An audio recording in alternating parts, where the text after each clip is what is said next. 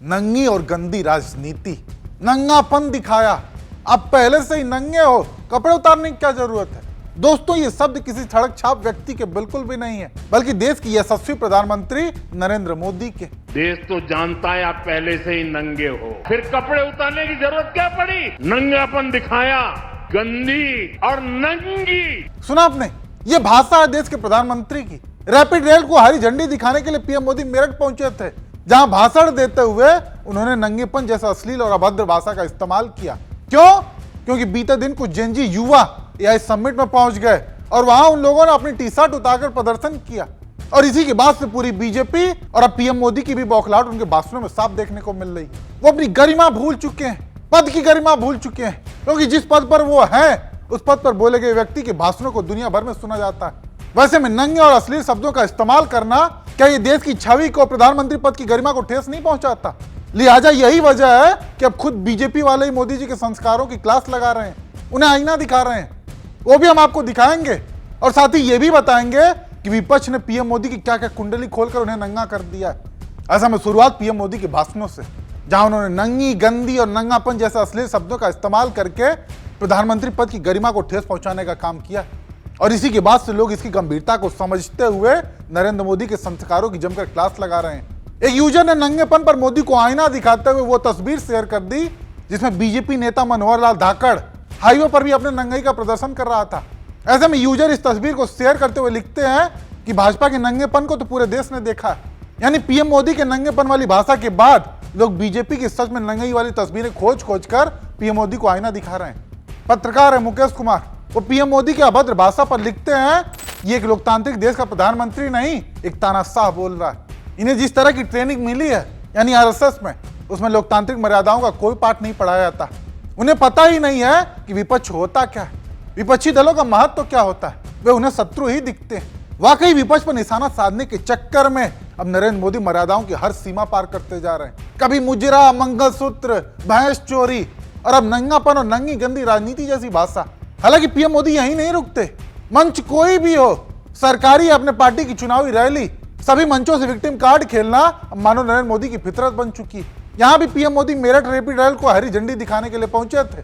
एक सरकारी कार्यक्रम था, नहीं उसको भी चुनावी रैली के तौर पर इस्तेमाल किया।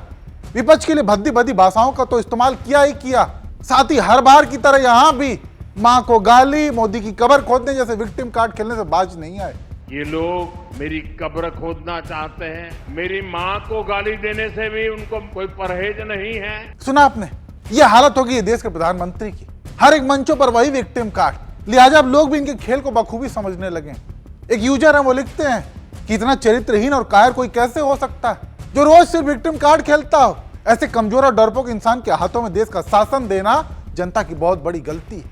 यानी लोग आज मोदी की ऐसी भाषा सुनकर अपने आप को ठगा हुआ महसूस कर रहे हैं कि मोदी को वोट देकर बहुत बड़ी गलती कर दी। बाकी ये तो बात रही आम जनता की, जो मोदी को उन्हीं की भाषा में आईना दिखाते हुए उन्होंने काम किया है। जबकि बात करें विपक्ष की तो उसने और भी करारा जवाब दिया है। एक बार आप भी सुनिए। वो कह रहे हैं कांग्रेस तो पहले ही नंगे थे, अब कपड़े। अरे साहब, एप्स्टीन फाइल में पता चल गया ना कौन कितना नंगा है। जवाब देते नहीं बन रहा ना। क्यों नहीं हरदीप पुरी से इस्तीफा लेते, जरा पूछिए इनसे। क्या हरदीप पुरी बहुत कुछ जानते हैं? प्रधानमंत्री चीन से डरते हैं, अमेरिका से डरते हैं, हरदीप पुरी से भी डरते हैं। रही बात यूथ कांग्रेस के लड़कों की, पिछले 48 घंटे में 16-17 शहरों में जो धरपकड़ कर रहे हैं, एफआईआर की कॉपी तक हमें नहीं दी। कोर्ट का ऑर्डर है कि एफआईआर की कॉपी दीजिए, वो भी हमें नहीं मिल रही। इतना डरते हैं ये विरोध प्रदर्शन से, एक अहिंसक शांतिपूर्ण प्रदर्शन से प्रधानमंत्री इसलिए डरते हैं क्योंकि इनके शब्दकोश में लोकतंत्र नाम का शब्द नहीं है। वाकई एप्स्टीन फाइल में नाम आना वो ज्यादा नंगापन है या फिर शांतिपूर्ण तरीके से टी शर्ट उतारकर प्रदर्शन करना? और हाँ, यहाँ ध्यान देने वाली बात कि पीएम मोदी ने अपने भाषण के दौरान यूथ कांग्रेस के प्रदर्शन को पाप बताया। दिल्ली में जो हुआ, क्या उसमें कोई टीएमसी के लोगों ने पाप किया है? नहीं किया है। डीएमके के लोगों ने पाप किया है? नहीं किया है। बसपा के लोगों ने पाप किया है? नहीं किया है। फारूक अब्दुल्ला जी की पार्टी ने पाप किया है? नहीं किया है। सिर्फ और सिर्फ सरफरे नेता, कांग्रेस के बेलगाम नेता देश को तबाह करने पर तुले हुए।